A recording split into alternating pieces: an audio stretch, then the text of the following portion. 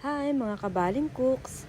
Magandang araw po. For today's video po, magluluto tayo ng seafood pasta. Magluluto tayo mga kabaling cooks ng pasta na simple at napakabilis lutuin. Kayang-kaya ng lahat. Una, magpakulo lang tayo ng tubig. Kaya nga po pala mga kabaling cooks, ganyan yung kulay ng ating tubig. Isinama ko po ang ating pinagpakuluan ng ating tahong. Kapag kumulo na ang ating tubig, ilagay na ang ating pasta at lagyan ng maraming asin. Joke po, mga 200 pieces po ng asin. Naglagay na rin po pala tayo ng olive oil, mas marami, mas enjoy, mas masarap. Nagisa na rin po ako ng bawang at nilagyan ko ng chili flakes. Sinunod ko na rin po ang ating hipon.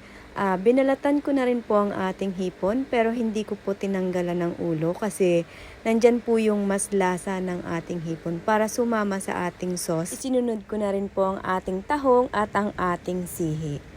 Ang mag-inang shell, may isang malaki at isang maliit na shell. Kaya sila'y mag-ina. Dahan-dahanin lang nating haluin ang ating tahong at ang ating sihi upang hindi matanggal sa kanilang shell. Sunod na rin natin ang calamansi juice para makatulong sa pangbawas ng lansa ng ating tahong at ng ating sihi. Matapos ang ilang minuto sa ating paghalo-halo, ready nang ilagay ang ating napakuloang pasta. Mix lang together at para dagdag lang sa ating panlasa, lagyan natin ng parmesan cheese. Budburan lang ng ating parmesan cheese.